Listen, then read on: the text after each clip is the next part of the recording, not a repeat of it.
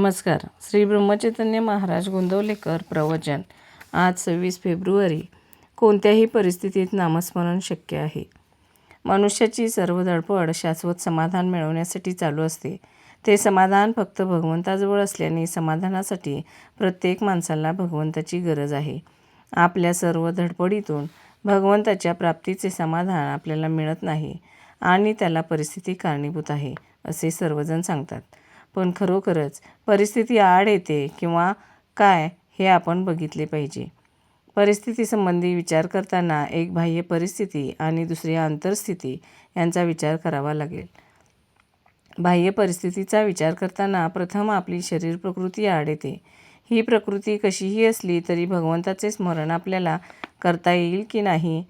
प्रकृतीला कितीही क्षीणत्व आले, देहाला कितीही विकलता आली तरी अंतःकाळी भगवंताचे स्मरण करता येते असे भगवंताने गीतेत सांगितले आहे.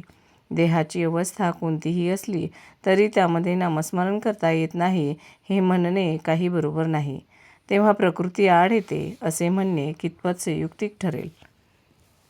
पुष्कळ लोक आर्थिक अडचणीसंबंधी कुरकुर करतात.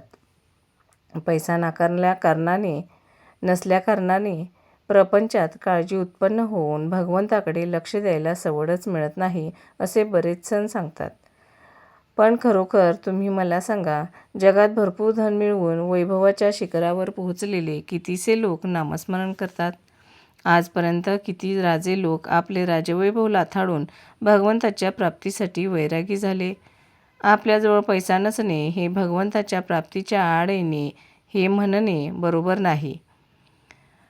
उलट पैसा हा भगवंताची निष्ठा फार कमी करतो. पैसा असला की आपल्याला एक आधार आहे असे वाटते. म्हातारपणी आपल्याला उपयोगी पडावा म्हणून पैसा साठवायचा प्रयत्न करावा.